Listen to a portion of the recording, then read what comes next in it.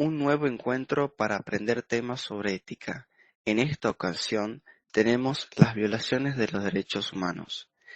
El Comisionado de las Naciones Unidas para los Derechos Humanos, (CEID), ha denunciado este jueves a la 30 de países donde se cometen las más graves violaciones de los derechos fundamentales, que en Latinoamérica se desconcentran en México y Venezuela.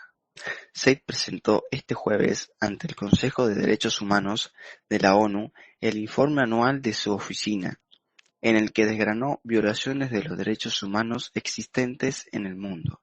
En Latinoamérica destacó los casos de México y Venezuela. Sigo muy preocupado por el deterioro de la situación de los derechos humanos en Venezuela, particularmente por las duras respuestas del gobierno a las críticas y expresiones pacíficas de discrepancia, ha afirmado Said, al mismo tiempo que ha destacado: el uso de la fuerza letal contra manifestantes es muy preocupante. El gobierno del presidente Nicolás Maduro ha autorizado a la Fuerza Armada el uso de la fuerza potencialmente mortal en la represión de manifestaciones, una decisión que causó el pasado 24 de febrero la muerte de un adolescente de tan solo 14 años. Asimismo, el comisionado denunció la intimidación y campañas públicas incluidas por altos funcionarios del gobierno contra defensores de los derechos humanos en Venezuela. Estoy especialmente preocupado por la continua detención de líderes de la oposición y de manifestantes, a menudo por largos periodos, concluyó Said. La referencia a dos destacados opositores, Antonio Ledesma, alcalde de Caracas, y Leopoldo López. Con respecto a México, ha dicho que es un cruel ejemplo de cómo la violencia criminal puede amenazar ganancias democráticas logradas con esfuerzos. He expresado en repetidas ocasiones mi preocupación respecto a la violencia generalizada en partes de América Central y en México, y los vínculos con el crimen organizado, las fuerzas de seguridad y las autoridades locales y centrales, recordó. La desaparición de 43 estudiantes está lejos de ser un caso aislado, pero desafía a las autoridades a que tomen acciones decisivas para acabar con la impunidad y evitar estos crímenes en el futuro, demandó. Los estudiantes fueron presuntamente asesinados por un grupo de criminales liderados por el gobierno local de la ciudad, que causó no solo protestas en México, sino condena y repudio en el mundo entero. Ahora, más allá de América Latina, la ONU aprueba investigar las violaciones de derechos humanos cometidas por Rusia en Ucrania.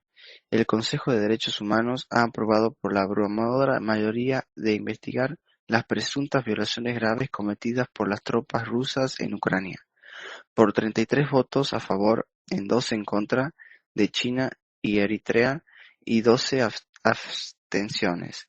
Ha apoyado la demanda representada por Ucrania el pasado 4 de marzo.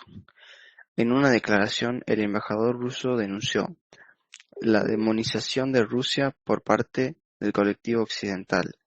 El representante ruso se negó a asistir a la sesión en la que se han puesto sobre la mesa las pruebas contra sus tropas. La magnitud de los asesinatos ilegales, incluidos los indicios de ejecuciones sumarias en la zona del norte de Kiev, es estremecedora. Aunque tenemos información sobre 300 asesinatos de este tipo, las cifras seguirán aumentando a medida que se dispongan de nuevas pruebas, ha advertido la alta comisionada de la ONU para los Derechos Humanos, Michelle Bachelet. Ejecuciones extrajudiciales, torturas, violaciones, bombardeos contra civiles, ataques a escuelas. La lista de acusaciones es larga, y con muchos años entre las víctimas, según Omar Abdi, director ejecutivo adjunto de programas de UNICEF. Solo este último mes la ONU verificó casi 100 niños fueron asesinados y creemos que las cifras reales son considerablemente mayores. Más niños han resultado heridos y se enfrentan a graves violaciones de sus derechos. Otros millones han sido desplazados.